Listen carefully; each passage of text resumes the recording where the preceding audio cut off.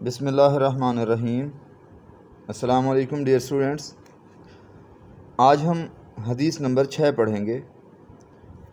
نبی پاک صلی اللہ علیہ وآلہ وسلم کا ارشاد مبارک ہے، من احب للہ و ابغض للہ و اعطى للہ و منع للہ فقد استکمل الایمان،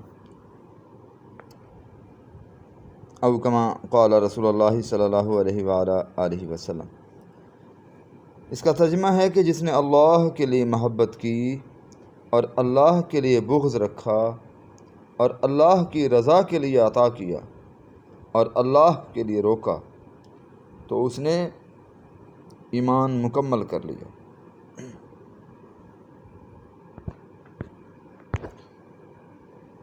مشکل الفاظ کے معنی بتا دوں میں یہاں پر آپ کو۔ من کا مطلب ہے جو یا کون یا جس نے۔ احبہ سے مراد ہے محبت کی۔ للہ اس کا مطلب ہے اللہ کے لیے۔ منع کا مطلب ہے روکنا، منع کرنا، روکا۔ ابغض بغض رکھا۔ عطا کیا، دیا۔ فقد تو یقیناً، تو تحقیق یہ حقیقت بات ہے کہ استکمل مکمل کر لیا۔ عزیز طلباء و طالبات، اسلام دین فطرت ہے اور مکمل ضابطۂ حیات ہے، زندگی کے تمام پہلوؤں پر مکمل روشنی ڈالتا ہے۔ اسلام بنی نوع انسان کی بھلائی کا علم بردار ہے۔ اسلام تمام معاملات میں انسان کی رہنمائی کرتا ہے اور اس کی فلاح و بہبود کے لیے رہنما اصول بھی بتاتا ہے۔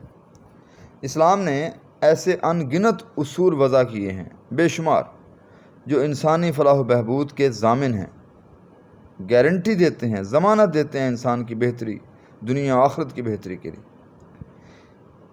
جو حدیث ہم پڑھ رہے ہیں اس میں اللہ کے آخری نبی سیدنا محمد مصطفیٰ صلی اللہ علیہ وآلہ وسلم نے 4 اصول بتا دیے جو انسانوں کی فلاح و بہبود کے مظہر اور ایمان کے مکمل ہونے کا باعث ہیں۔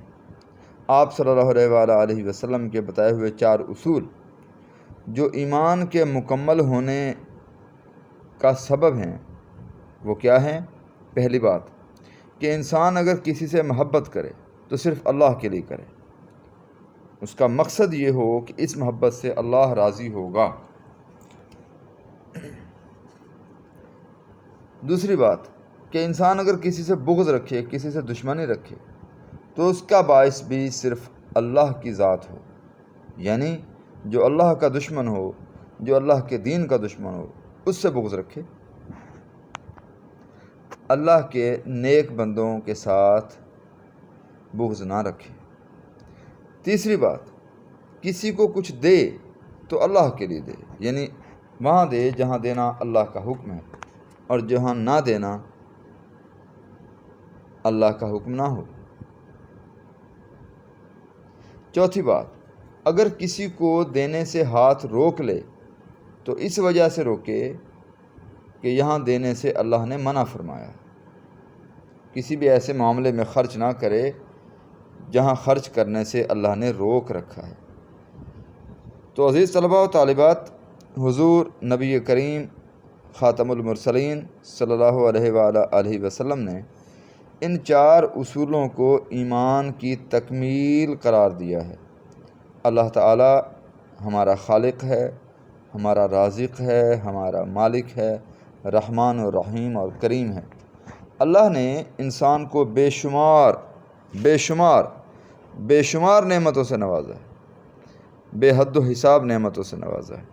اللہ کریم کا انسان کو بے شمار نعمتوں سے نوازنا انسان کے ساتھ اللہ کی بے پایاں بے کراں محبت کا ثبوت ہے۔ چونکہ اللہ تعالیٰ انسان سے بے پناہ محبت رکھتا ہے، اس لیے انسان کے لیے بھی لازم ہے کہ وہ اللہ سے حد المقدور جہاں تک ہو سکے بے حد محبت کرے، اور تمام دوستیاں اور رشتے ناطے تعلقات اللہ کی محبت پر قربان کرنے کے لیے تیار رہے۔ انسان کسی سے محبت رکھے تو اس کی وجہ، اس کی بنیاد صرف اور صرف اللہ کی رضا ہو۔ اگر انسان کسی سے بغض رکھے تو اس کی بنیاد بھی محض یہ ہو کہ وہ شخص اللہ کا ناپسندیدہ ہے، یا وہ اللہ کے دین کا، اللہ کے پیارے حبیب سیدنا محمد مصطفیٰ صلی اللہ علیہ وآلہ وسلم کا دشمن ہے۔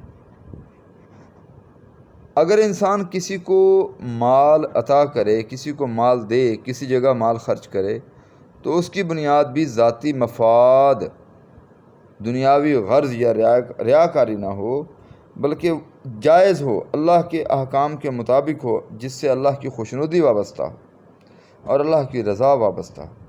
اور اگر کسی کو پیسہ یا مال دینے سے ہاتھ روکیں تو اس کی وجہ بھی یہ ہو کہ وہاں خرچ کرنے سے اللہ نے منع فرما رکھا ہے۔ مثلا گناہ کے کام ہیں، ایسے کام جہاں خرچ کرنا گناہ ہے وہاں خرچ نہ کریں۔ جو شخص ان 4 اصولوں پر عمل کرے گا اس کا ایمان مکمل ہو جائے گا۔ اللہ کے آخری نبی سیدنا محمد مصطفیٰ صلی اللہ علیہ وآلہ وسلم نے اللہ کی رضا اور دین کی بنیاد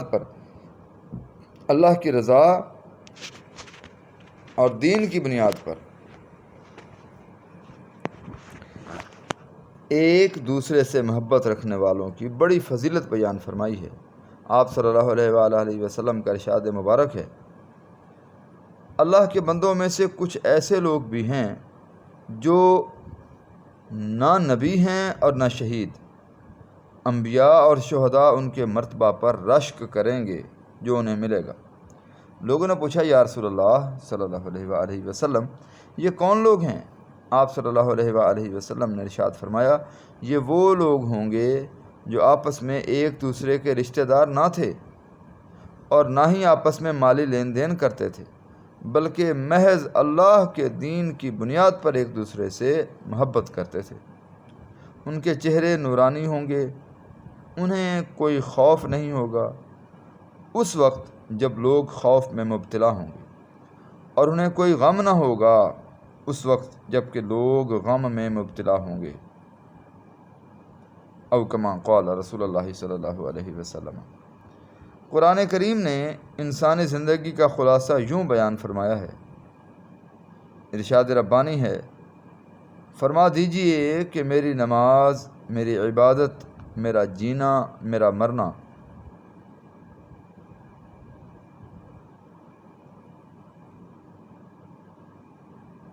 میری نماز، میری قربانی، میرا جینا، میرا مرنا سب اللہ کے لیے ہے جو تمام جہانوں کا پروردگار ہے۔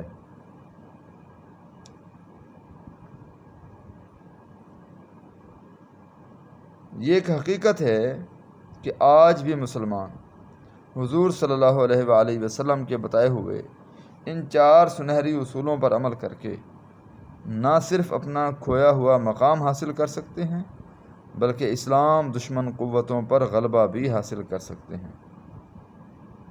ہجرت کے بعد یثرب میں یعنی مدینہ النبی میں، جس کا نام بعد میں مدینہ پڑ گیا، نبی پاک صلی اللہ علیہ وآلہ وسلم کی آمد بابرکات کی وجہ سے اس کا نام مدینہ النبی پڑ گیا، جس کو ہم عام زبان میں مدینہ کہتے ہیں۔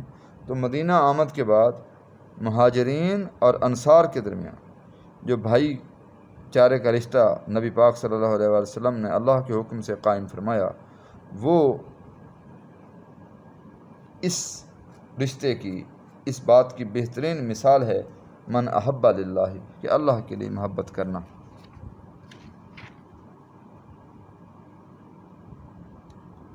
السلام علیکم ورحمۃ اللہ وبرکاتہ۔